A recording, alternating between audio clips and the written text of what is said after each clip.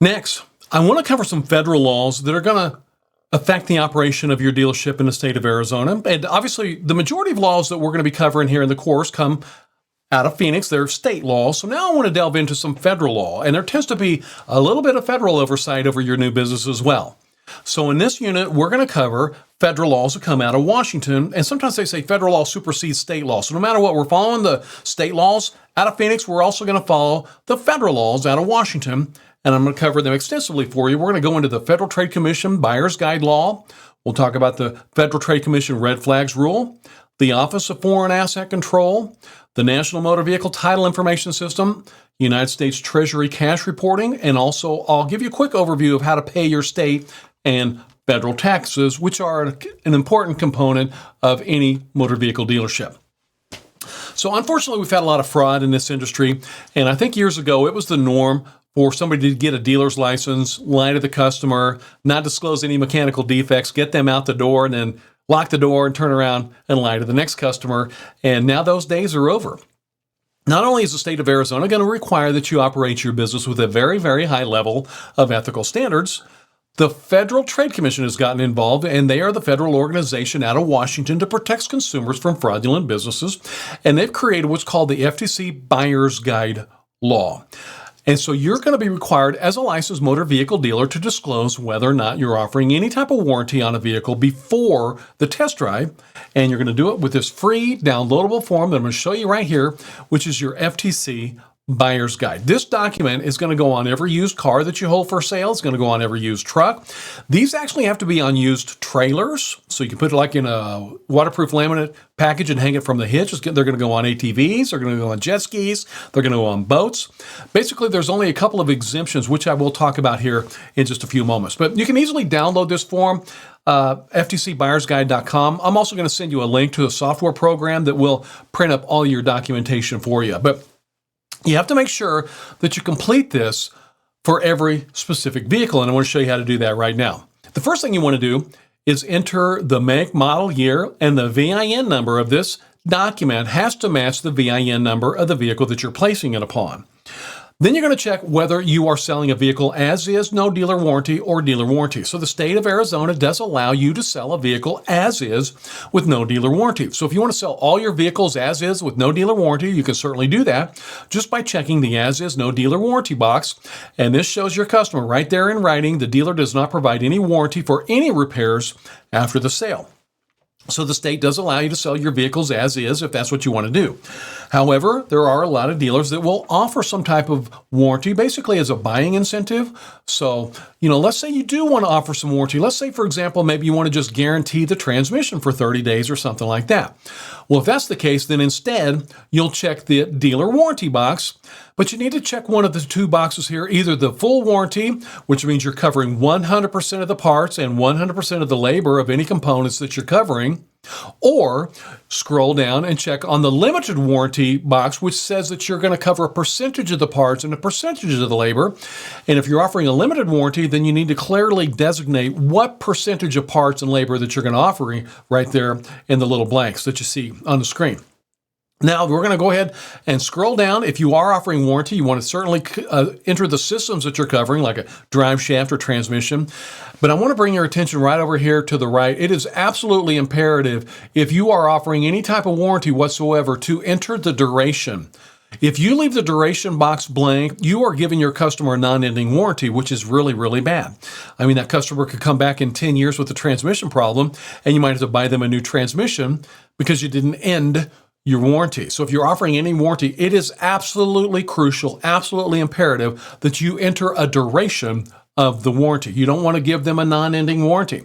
30 days, 1,000 miles, whatever that you feel good about.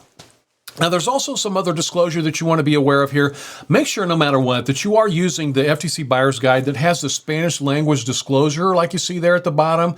Some of the older ones don't, and those are not in compliance with the current federal law. So do please keep that in mind. Then you'll enter your dealership contact information. And I'm always going to recommend that you have the customer sign this at the time of the sale. Now, this document never leaves the vehicle until you've sold the vehicle. Now, the Federal Trade Commission allows you to, say, for example, take it out of the window and set it in the back seat if it's impeding the customer's vision during a test drive. But as soon as the test drive's over, you want to put it back up into the window. It never leaves the vehicle until you've sold the vehicle. The Federal Trade Commission would like this to be displayed like in the back rear window, the back left window, or the rear window. They've even got some you can buy on Amazon. It has a little ring around the top if you want to just hang it from the rear view mirror. So it has to be able to be read from inside of a locked vehicle. That's why it's got to be in an upright position. You don't want to just throw this thing in a glove box. It has to be displayed so a customer can see it from the exterior of, say, for example, a locked vehicle. Now, when you've sold the vehicle, at that time you can take it out, and I always recommend that you have the customer sign this. And you want to make 2 copies of everything. As I've said several times, 1 copy goes to the customer and one's going to go into your records, which is your deal jacket. So please keep that in mind. If you are fluent in Spanish and the transaction took place in Spanish, then you also want to make sure that you do have a Spanish language buyer's guide as well. Now, I don't want to scare you here, but when we are talking about the Federal Trade Commission, we are talking about an organization that gives very, very extensive fines to businesses that are not complying with the law. If for some reason you do not have this displayed in a vehicle, you can actually get a fine that starts at $1,000. They start at $1,000. So the Federal Trade Commission will actually do what is called a buyer's guide audit.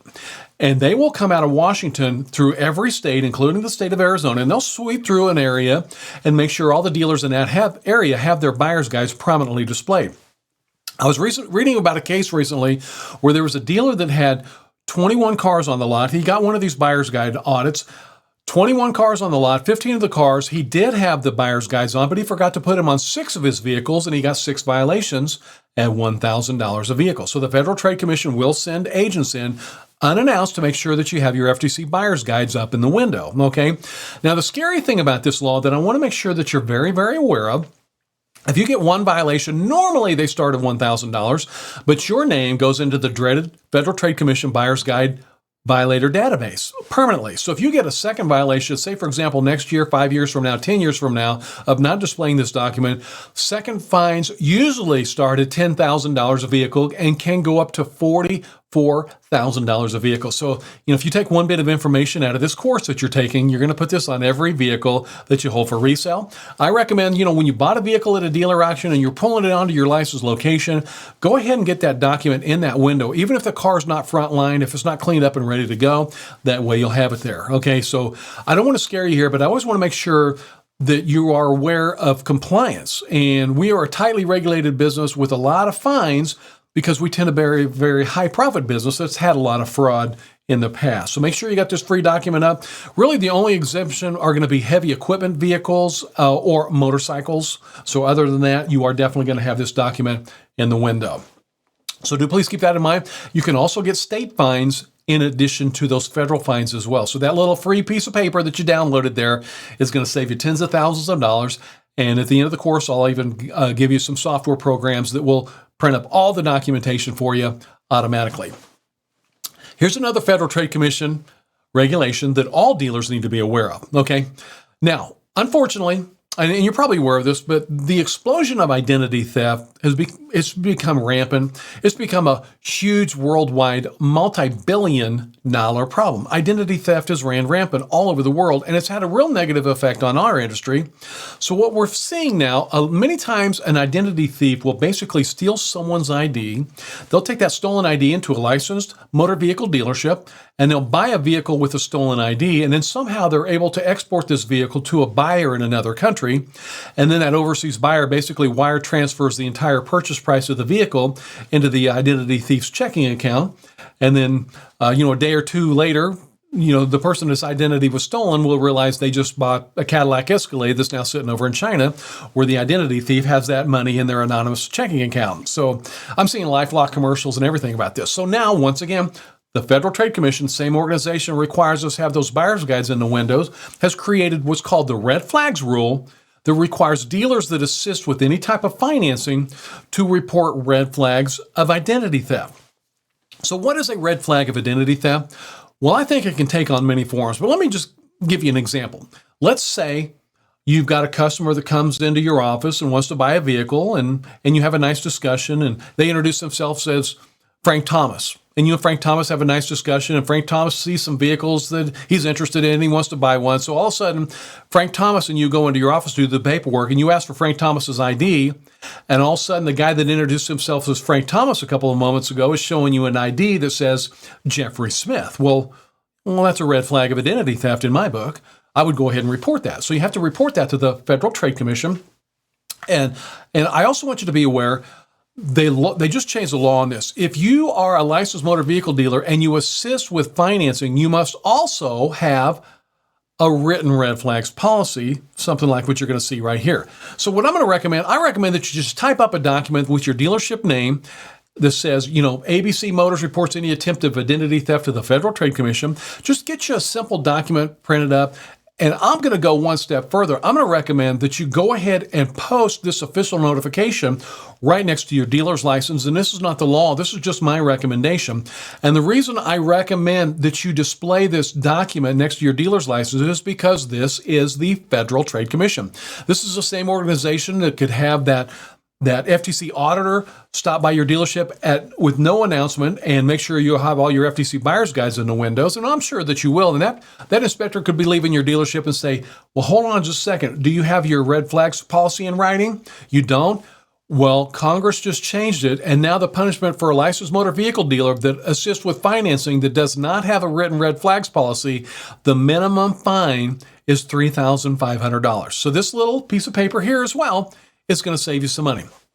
I really want you to be aware, I'm not trying to scare you. I'm trying to let you know if you take just a couple of easy additional steps like I'm showing you here with your new business, you're going to maintain 100% compliance. And when you maintain 100% compliance with all the state and county and federal guidelines for dealers, then you'll never pay any fines. And I'm a big believer that 100% compliance equals 100% profits. So, and another thing, if you post this next to your dealer's license, if this auditor comes in 10 years from now asking for your written red flags policy, well, instead of you and your salespersons, turning your records upside down, trying to find that old red flags policy you had in writing, instead of doing that, you'll have it right next to your dealer's license. So if they do ask for that, you say, yes, it's right there next to our dealer's license. So I hope you find this information helpful, and I do believe it will help you maintain compliance. Next, we're going to delve into a couple of lending laws, and I will go in depth in lending later on, and I want to shoot you a link to some software that will handle all your lending for you. But 91%, currently when I'm recording this video, I did some research recently, 91% of all used motor vehicle buyers in the United States need a loan. 91% of used motor vehicle buyers need a loan. So if you want to help your customers get loans on the spot, you are probably going to sell a lot more vehicles. And it still amazes me, I'll drive by some old school dealer lot that's got a hand-painted sign out front that says cash only. They're not selling many vehicles, and they're turning away 91% of the market. So I will show you some software programs that'll run all your financing for you. But when you're sitting down with a customer and you're helping them get a loan for the vehicle that you're trying to sell, you are a loan broker. And you'll need to be aware of some very important federal lending guidelines, starting with this one right here, which is called the Truth in Lending Act. So when you're sitting down with a customer and you're helping them get a loan for the vehicle that you're trying to sell, you need to give full disclosure of all credit terms in writing. So in writing, you have to show the customer the length of the time of the loan, the amount financed, all finance charges. You have to show them a schedule of the payments. You have to show them an identity of the creditor, an itemization of the amount financed. You have to show the customer the annual percentage rate along with the total of all the payments, the payment schedule, and also any type of prepayment or late payment penalty fees. Now, if you've ever bought a vehicle with a loan, you've seen this document right here. This is your Truth in Lending Act disclosure. And as you can see right up here, there's the vehicle VIN, there's the annual percentage rate, the finance charge in writing, the amount financed, all of the total of the payments plus all of the legalese that you see right here. This is a federal law I want you to be aware of, and I'm assuming that you're going to be helping your customers get loans, so you must disclose all that information in writing. And when I shoot you that link to that software program, it will print up all your lending documentation for you. But I want you to be very clear. You have to disclose all credit terms in writing when you're helping a customer get a loan for a vehicle that you're trying to sell. You'll also need to be aware of this law right here. This is another federal law that has oversight over dealer financing, which is called the Equal Credit Opportunity Act. The Equal Credit Opportunity Act just ensures that all consumers are given an equal chance to obtain credit. Now, when you're sitting down with a customer and you're helping them get a loan for a vehicle that you're trying to sell, you're obviously going to be asking some questions to that customer, but there are several questions you're strictly prohibited from asking during that loan application interview, such as you can't ask your customer to reveal their sex or their race or their national origin or their religion. You can never ask somebody applying for a loan if they're widowed or divorced. You cannot ask a customer if they receive child support. If you ever ask a customer if they receive child support during a loan application interview, they will have legal recourse against you. Now, you can ask them if they receive other income, but if you ever ask a customer if they receive child support during a loan application interview, they will have legal recourse against you. So please keep that in mind. Now, also, if you're a buy here, pay here dealer, you can't differentiate between public assistance income and employment income. Let me give you that example here. Let's say you're a buy here, pay here dealer and you have two different customers, and one customer makes $1,000 a month working at some regular job, and then you have another customer who makes $1,000 a month from some type of government public assistance program. You have to determine those incomes identically. So you can never differentiate between public assistance income and employment income. So I do want you to be aware of that. And if you are a buy here, pay here dealer and you reject a credit application, you must notify that customer on exactly why their application was rejected. I also want you to be aware that anybody that violates the Equal Credit Opportunity Act can face severe financial penalties, including up to a $500,000 fine. So you want to be aware of this. Compliance. It's the name of the game, especially when we're talking about these federal lending laws out of Washington.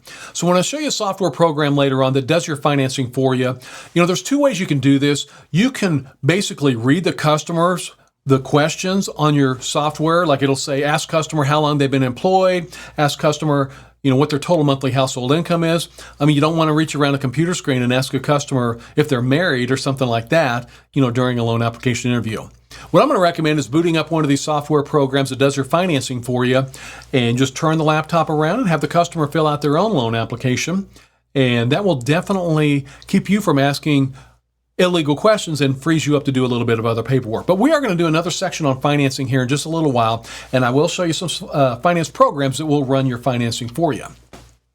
But one thing you need to be aware of is you're going to need to keep all of your records under lock and key. This is common sense here, but I want to give you a quick overview of what's called the Gramm-Leach-Bliley Privacy Act.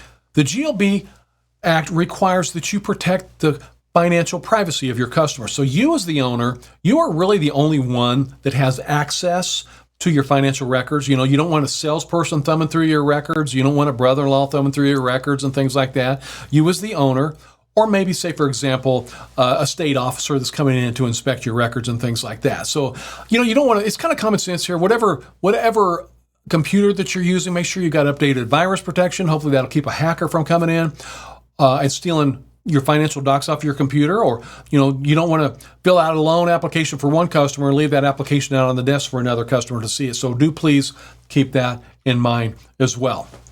I do also want you to be aware, once you've received 500 customers, this law has just been updated. And this sounds complicated, but it's really not. Once you've received 500 customers, and this could happen within a year or two, or maybe you're going to be huge, it could happen in 6 months, but you have to designate a qualified individual to oversee a security information program. You have to have a written risk assessment program, and you must also limit who can access sensitive customer data. You have to encrypt all your sensitive data. You have to have actual security personnel, whether that's you or maybe an employee that has oversight over your response plan if you get hacked and things like that, and you need to periodically assess your security measures. So this is a brand new part of the GLB Safeguards rule update that just went into effect, and this will affect you. You've got to have a person in charge of security, whether it's you or an employee, once you have 500 customers. So definitely keep this in mind. A couple of other common sense laws I want you to be aware of. This one here is the Driver Privacy Protection Act. You need to protect the privacy of your drivers, so you can never sell, say, for example, a list of your customers to some bulk mailing company or something like that. You as the owner, once again, are really going to be the only ones that have access to your records. Keep your records under lock and key. The Driver Privacy Protection Act protects privacy of drivers, which are going to be the majority of your customers are going to be drivers Whether you're buying a vehicle for somebody or selling a vehicle to somebody, they're going to be a driver. So keep the driver's privacy protected. And I want to give you just a very, very, very brief overview of the Uniform Commercial Code. The Uniform Commercial Code is a set of uniform commercial laws that have been adopted by most states. And I actually ordered the Uniform Commercial Code on Amazon once. I thought I was going to read it and then come and explain it to every single person taking the course. Well, it's like 850 pages of legalese. It's well beyond the scope of this course. But it was like 850 pages, and it was just dry legalese. If you ever have a problem falling asleep, read about 1 or 2 pages of the Uniform Commercial Code. But it does require that you sell vehicles that can have titles to them. So you have to basically be able to transfer the ownership to a vehicle, if that makes any sense. And you always want to make sure that when you quote an out-the-door price, that is the actual price that you're selling a vehicle out the door. Let's say, for example, your lot is in downtown Phoenix and you're selling vehicles online, and somebody from Florida wants to know what a car is going to cost out the door, and you quote $5,000, and all of a sudden that person drives all the way from Florida.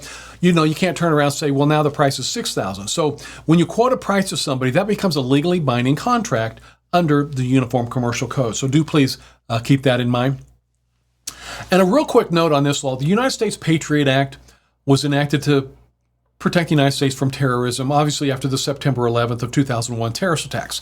How is it going to affect you as a licensed motor vehicle dealer? More than likely, and probably never will. But let's just say, for example, maybe you sold a vehicle to someone a couple of years ago, and now that person is a suspected terrorist. That would allow any law enforcement agency, from the federal government, such as the FBI, DEA, ATF, they could come in and confiscate all of your records because it would fall under the United States Patriot Act. So in a very rare scenario, you'd want to be aware of this in case you maybe, say, for example, sold a vehicle to somebody a couple of years ago, and now that person is being investigated for terrorism.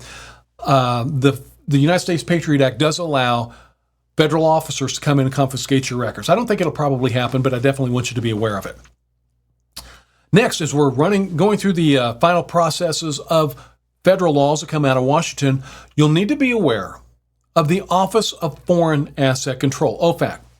This is a federal agency that will have basically oversight of your day-to-day operations. And it's a federal agency that maybe you've never even heard of, but it is going to affect the day-to-day operations of your new business. So I want to give you an overview of the Office of Foreign Asset Control. The Office of Foreign Asset Control was founded during World War II, and their main goal, their main objective was just to ensure that no American businesses were doing any type of business transactions with enemies of the United States. Well, back in World War II, we had a lot of enemies back then.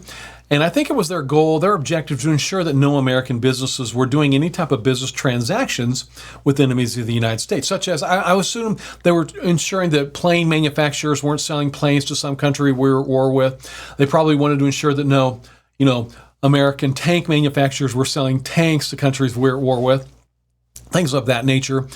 Well, they're still around. They've been around over 75 years, although their role has evolved in a technological sense, and now they maintain what's called a Specially Designated Nationals database. And this is a database with about 5,000 names of suspected terrorists, suspected drug dealers,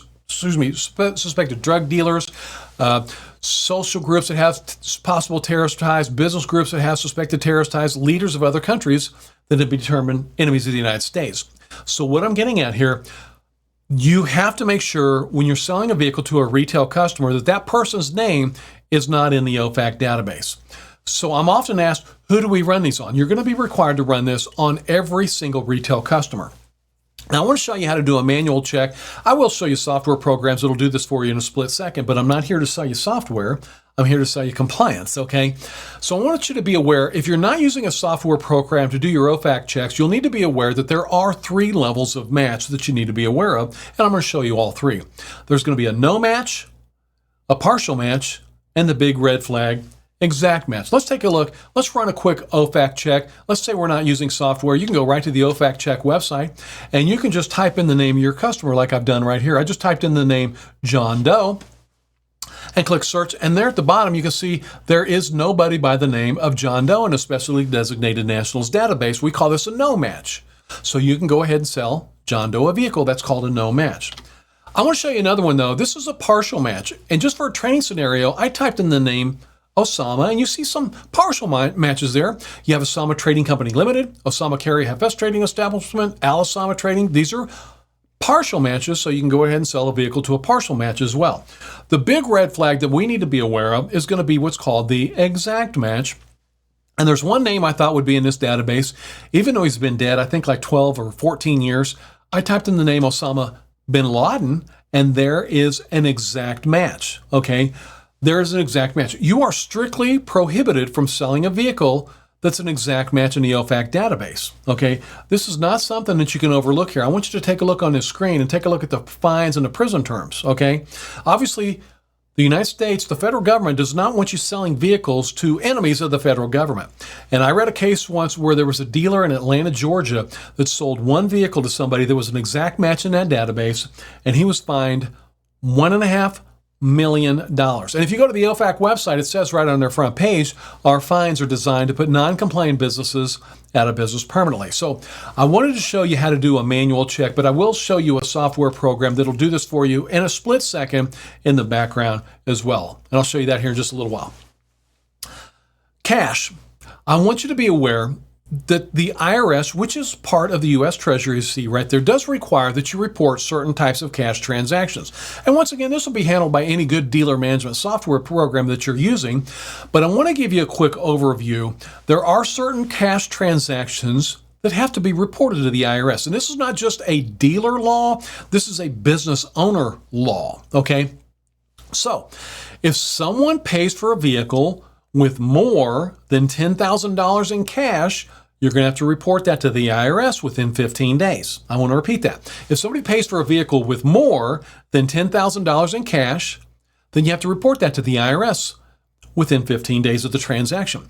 Now, on the second one there, if somebody pays with what we call a combination of cashier's check, money order, bank draft, or traveler's checks, and they total more than $10,000, then you have to report that as well. And I'll get back to that in a second and I'll show you how easy that one is. Now, if somebody writes you a personal check for a vehicle, there's no red flags on that. Or maybe somebody did a wire transfer, like they transferred money from their account to yours, the bank's going to have a record of that. Or if you help someone get a loan, the lending company is going to do all the reporting. So what you as a licensed motor vehicle dealer will need to report is if somebody's paid you more than $10,000 in cash, or let's check out that next one again. Any combination of cashier's check, money order, bank draft, or traveler's checks that total more than $10,000. And you're probably aware of this. These are called verified payments. If your customer pays with a verified payment, they have to go into a physical financial institute to get a verified payment. If they bring in just one verified payment, there's no red flags there. But if they bring in a combination of two or more verified payments that total more than $10,000, they've had to go to several financial institutes that day to get several verified payments, and that does throw up some red flags with the IRS. Let me give you an example that will easily explain this requirement. Let's say you sell a $12,000 car, and let's say the customer just brings in one verified payment. They just bring in one cashier's check for $12,000. There's no red flags on that one. But let's say you sell that $12,000 car, and the customer brings in one $8,000 cashier's check and one $4,000 money order. They went to multiple financial institutes that day to get multiple verified payments. That throws up a couple of red flags with the IRS, and we'll need to report those transactions on this form that you see right here, which is called IRS Form 8300. When in doubt, fill it out. Okay, and now with that being said, you can easily download. This is Form IRS 8300, which you would complete on those transactions. Now, I will show you here in just a little bit software programs that will run those for you. Report anytime somebody pays more than $10,000 in cash, or if somebody brings a combination of cashier's check, money order, bank draft, or traveler's checks that total more than $10,000. And there are software programs that will do that for you that I'll show you. But if you are not using software, make sure that you are reporting those transactions. I want you to be aware, when you get your Arizona dealer's license, not only are you going to be able to buy vehicles at the Arizona dealer auctions, you can go to every dealer auction in the United States and buy vehicles at the out-of-state dealer auctions with your Arizona dealer's license. But always remember that retail sales activity must take place right there at your license location. Now, I strongly encourage you to consider also buying vehicles directly from individuals. Now, when you're buying vehicles directly from individuals, there are a couple of other precautionary measures that I'm going to strongly encourage you. Now, with that being said, you need to be aware of the explosion of VIN fraud. VIN fraud, like identity theft, has really ran rampant. And I read a case recently where Motor vehicle thieves would rent cars from legitimate car rental agencies. They bring them into their chop shop, and then what they'll do is take the original VIN off of that rental car, replace it with a counterfeit. They take the rental car back to the rental car agency, and then they'll drive around and steal similar vehicles, bring those vehicles into their chop shop, and put the rental car VIN on the stolen vehicle. That way, when you're looking at the VIN on a vehicle you're thinking about acquiring, it just looks like a former rental return instead of a stolen vehicle. So you want to make sure that you never buy a vehicle that's had the VIN altered. You want to make sure you never, ever buy a vehicle that was stolen. I read a case here recently where there were motor vehicle thieves that went and stole a bunch of boxed ATVs at California powersport dealerships and then sold them to licensed dealers all over the United States. Well, the California Highway Patrol hooked up with many state police agencies, and they were able to find the dealers in those states that had purchased those stolen four-wheelers. And you're probably aware of this. When law enforcement finds a stolen vehicle, they really don't care who's bought it in the meantime. It's going to be confiscated and goes back to the rightful owner or the insurance company that made the payout. So if you ever buy a stolen vehicle, law enforcement can easily recover that vehicle, and you'll have no financial recourse from the person that you bought it from, and they're probably sitting in some prison anywhere, so you're never going to find financial recourse when you buy a stolen vehicle. So you want to make sure you never accidentally buy a stolen vehicle. You want to make sure you never buy a vehicle with what's called an undisclosed lien. And I hate to be the bearer of bad news, but I do believe that you're going to have some customers that aren't nearly as honest as you. And I predict you'll have a scenario where you're either taking a trade-in or maybe buying a vehicle directly from an individual, and you'll ask that person if they owe any money on that vehicle, and they'll look you straight in the eye and they'll say no. And you look it up and there's a lien on it. That means someone does actually owe money on that vehicle. So you never want to buy a vehicle with what's called an undisclosed lien. I'm going to recommend you never, ever buy a vehicle that's been sitting underneath water, and there are tens of thousands of them out there. There's been so many water incidents here in the last few years. Just a few years ago, I recall Hurricane Harvey hit the Gulf Coast of Texas, flooded Houston. Over 1 million cars in the city of Houston sat underneath water for a couple of days, and if you can ever imagine throwing a computer into a bathtub and thinking it's going to work, well, that's the same principle with the motor vehicle. They become very unsafe. And a lot of persons that have a vehicle in a flood, if they do not have full coverage insurance, they will go ahead and try and resell that. And they'll suck all the water out of there and they'll steam clean them, and then they will not disclose that they've been sitting underwater. So there are some red flags you need to be aware of. When you're thinking about acquiring a vehicle, maybe that vehicle has a foul odor. That's a red flag. Or sometimes they've been cleaned up so much that maybe they do not have a foul odor, or the opposite could be true. It could have some real strong industrial cleaning agent smell. Other red flags on a flooded vehicle could be like a water stain around the upholstery of the roof, or maybe there's a water stain around the engine compartment, or rusted screw heads deep inside of a vehicle. You shouldn't find a lot of rust deep inside of a vehicle unless there's been some water splashing around in there, or see some water and sand, maybe some mud under a floor mat or something like that. I've heard that one of the most effective ways to find out if you're dealing with a vehicle that's been sitting underneath water is to jump into one of the back seats, pull one of the back seat belts out, and smell the base of that seatbelt. That could be one spot that maybe somebody forgot to steam clean. So what I'm getting at, when you're acquiring vehicles directly from individuals, how do you ensure that you're not buying a vehicle that's had the VIN altered? How are you ensuring that you're not buying a vehicle that was stolen, or a vehicle with an undisclosed lien, or a vehicle that's been in a flood? My best recommendation for you is going to be this incredible federal title database, and it's called the National Motor Vehicle Title Information System. And in my opinion, this title database is like absolute gold for any used motor vehicle dealer. And what I'm going to recommend, I strongly encourage you to run a VIN through this database every time you're thinking about buying a vehicle from an individual, or every time that you're taking a trade-in. And this will show you the title history on that vehicle. So let me show you right now what it looks like. When you check the history of a vehicle, you're going to generate a very sharp-looking, multicolor, multi-page report like the one that you see right here. So on that VIN history report, the first page is usually going to show where the vehicle was manufactured, the cylinders and horsepower and things like that. But the second and subsequent pages are where you're going to see some really, really valuable titling history information, including the very last recorded mileage of that vehicle. So why do you need to know this? Think about this scenario. Let's say, for example, if I'm thinking about taking a trade-in, the first thing I'm going to do is take a look at the odometer. Well, if the odometer on that trade-in says 12,000 miles, and I run a vehicle history report, says the last recorded mileage was 167,000, well, I'm not buying that vehicle.